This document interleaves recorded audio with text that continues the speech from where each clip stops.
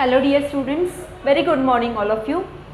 We are learning your mathematics chapter. The name of the chapter is linear equations in two variable. In the previous video lecture, we have seen how to solve the word problems. We have seen the steps for solving the word problem and we have seen a word problem also. Now we will practice some more word problems so that you will clarify how to solve the word problems. Practice more oftenly so that you will have the mastery in solving the word problems. See, the word problem is Salil's age is 23 years, more than half of Sangram's age. 5 years ago, sum of their ages was 55 years. Find the present ages. इथे आपल्याला काही conditions दिल्या आहेत. Salil's age is 23 years. Salil's age 23 years आहे, which is more than half of Sangram's age. More than half of Sangram's age. Sangram's एजच्या half पेक्षा जास्त असणार आहे. जे वर्ड प्रॉब्लेम आहे ते आधी समजावून घ्या. And 5 years ago sum of their ages was 55 years. म्हणजे त्यांचा एज जर आपण एक्स आणि वाय अज्यूम केलं तर 5 years ago त्यांच्या एजची जे ॲडिशन असणार आहे, सम असणार आहे ते 55 years असणार आहे.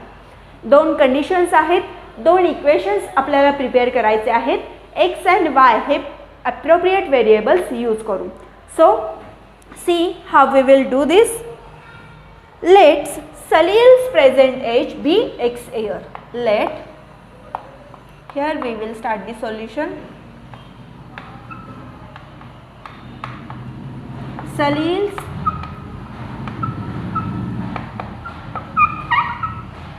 present age be x years. त्यानंतर काय असणार आहे, सलीलचं प्रेझेंट एज जर एक्स इयर्स असेल तर आपल्याला संग्रामचं एज वाय अज्यूम करावं लागेल. And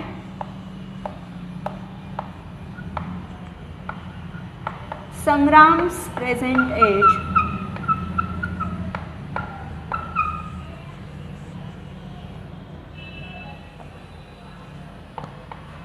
B Y years.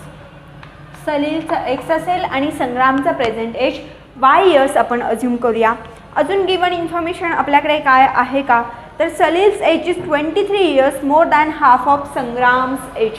आपल्याला दिला आहे पहा, Salil's age is 23 years more than half of Sangram's age. आता हे आपल्याला कन्वर्जन करायचं आहे फर्स्ट कंडिशनचं. कसं करणार पहा, आपण आधी लिहूया. सलील्स age is 23 years more than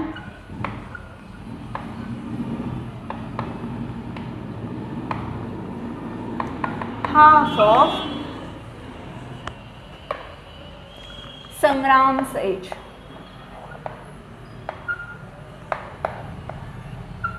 So we will write Salil's age आपण काय अज्यूम करतोय, x years. Okay, so Salil's age is 23 years more than Sangram's age. So x years is equal to y upon 2 plus 23. x is equal to y upon 2 plus 23. Next आपल्याला काय दिलं आहे, तर next given information आहे 5 years ago sum of their ages was 55 years. So 5 years ago Salil's age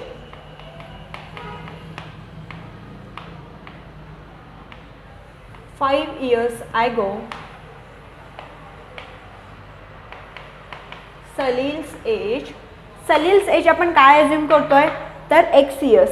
so Salil's age 5 years ago असणार आहे x minus 5 and Sangram's age 5 years ago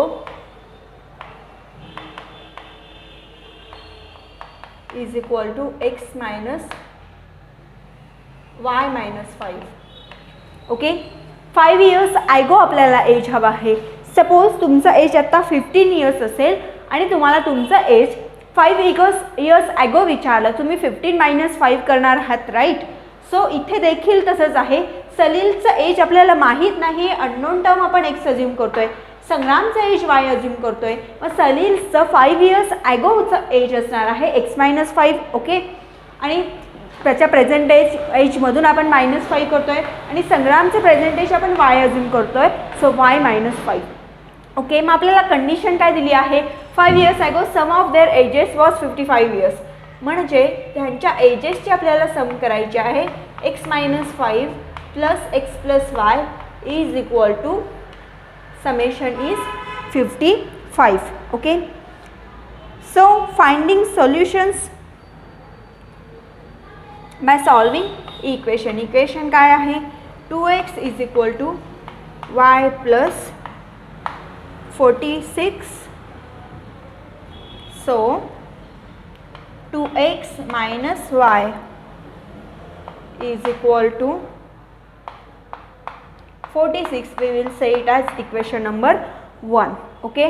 2x minus y is equal to काय असणार आहे? 46. We will say it as equation number 1. आणि नंतरचं equation हे आहे x minus 5 plus x plus 5 is equal to 55. हे इक्वेशन आपण असं शिफ्ट करू शकतो. x plus y is equal to 65. We will say it as equation number 2. हे दोन्ही इक्वेशन्स आपण शिफ्ट केले आहेत. पहा इथे 5 आहे आणि इथे असणार आहे एक y minus 5. हे 5 आणि हे 5 जर आपण इकडे शिफ्ट केले तर हे होतील +10. 55 + 10 65. इथे राहील फक्त x and only y. So x plus y is equal to 65 हे सेकंड सोल्युशन असेल. इथे काय केलं आहे पहा, 2 ने इथे मल्टिप्लाय केलं आहे. So 2 into x is 2x and 23 into 2 is 46. So 2x minus y is equal to 46. This is equation number 1 and equation number 2. दोन्ही इक्वेशन्स आपल्याला मिळाले आहेत. इथपर्यंतच जो हार्ड पॉईंट असणार आहे तो असणार आहे.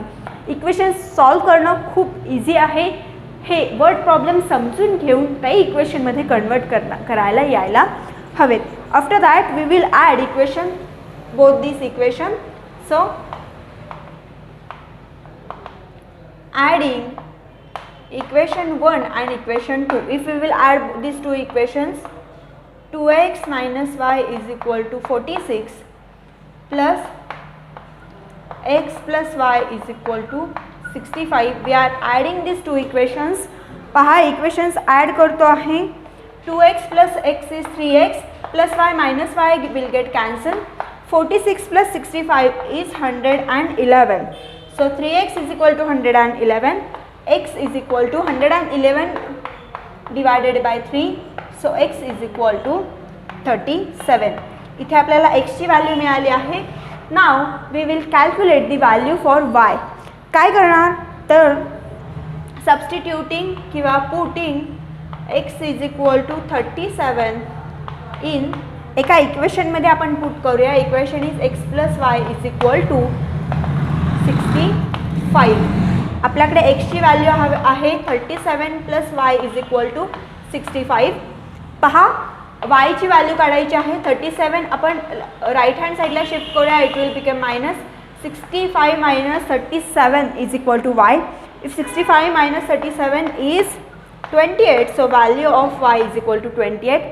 आपल्याला प्रेझेंट एजेस फाइंड आउट करायचे होते. सलील आणि संग्रामचे Salil's present age is 37 years. पहा इथे आपण अज्यूम केलं होतं Salil present age be X. So एक्सची व्हॅल्यू आहे 37. खाली तुम्ही कंपल्सरी लिहिणार आहात in word Salil's present age is 37 years and Sangram's present age is 28 years. Okay, this is the second word problem. Please write down the problem. We will see the another one.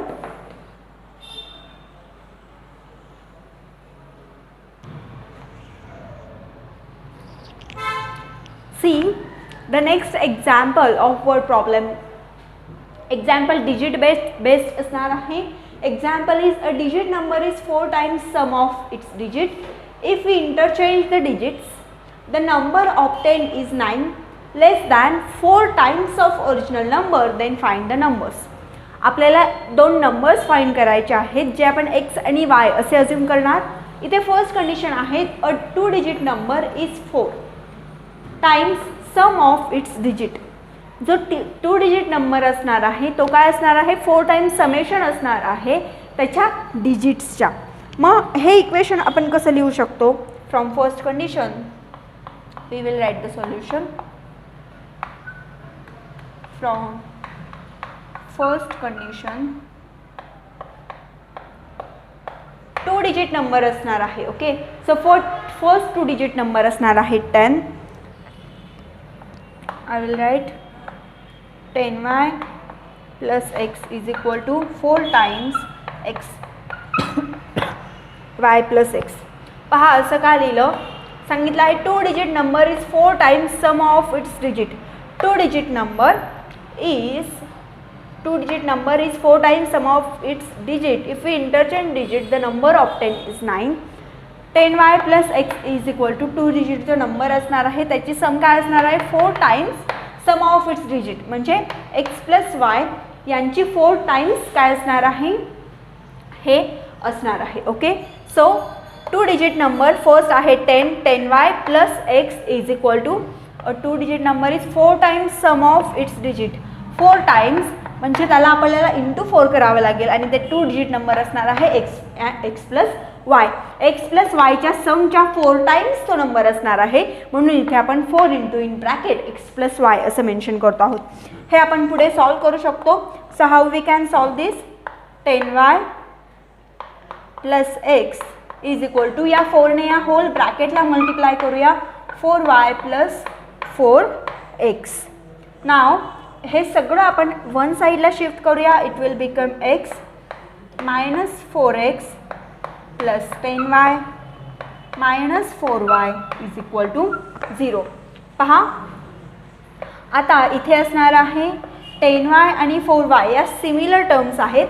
x आणि x या similar terms आहेत.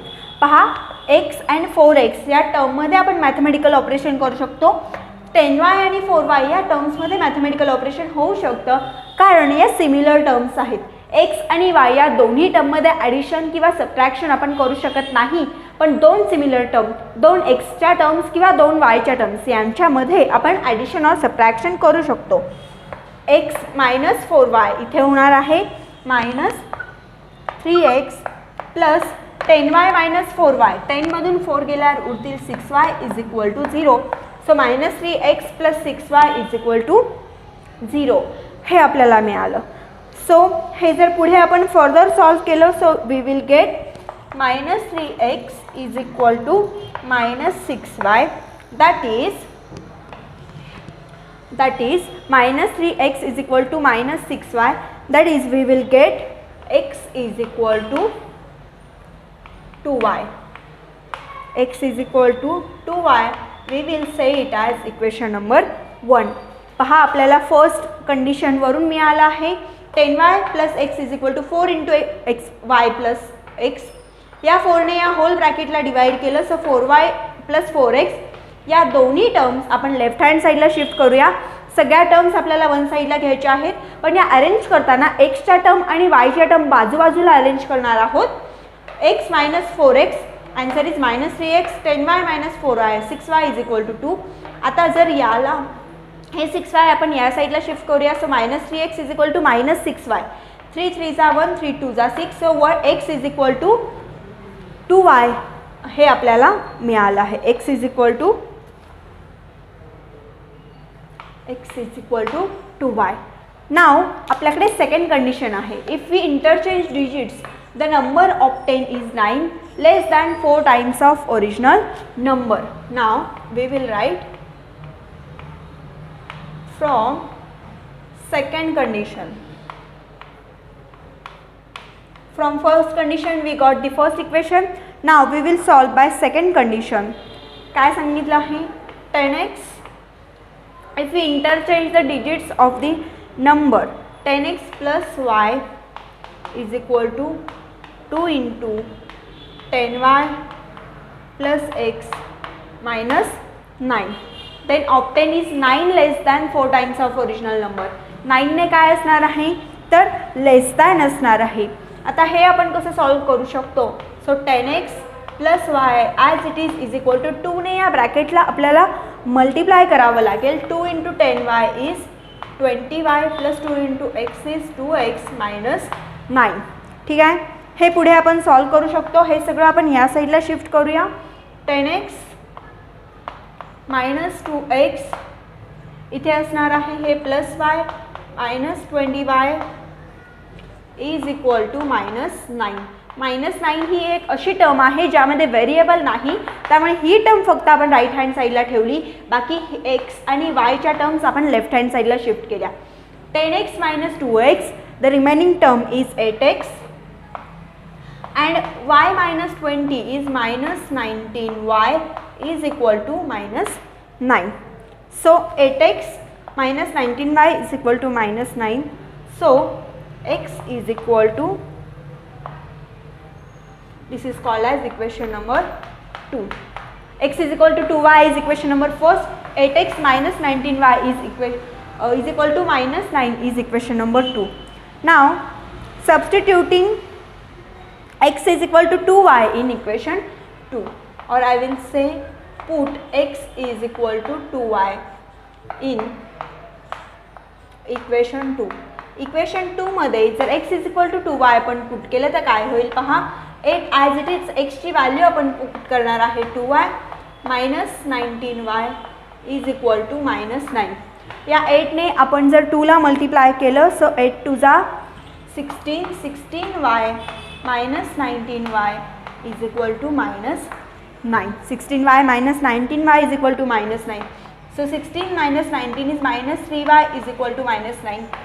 So y is equal to minus 9 upon 3. 3 इकडे आल्यावर minus 3. So minus minus becomes plus. y is equal to 3. 3 3 जा 9. y ची value 3 आली. आपल्याला y ची व्हॅल्यू मिळाली आहे. आता आपल्याला x ची व्हॅल्यू कॅल्क्युलेट करायची आहे. कशी करणार? Substituting y is equal to 3 in equation 1. Put y is equal to 3 in equation 1 is x plus x is equal to 2y. आपल्याला y ची व्हॅल्यू 3 पुट करायची आहे. x is equal to 2 into 3. 2 into 3 is 6. So x is equal to 6. आपल्याला काय काढायचं होतं तर find the numbers.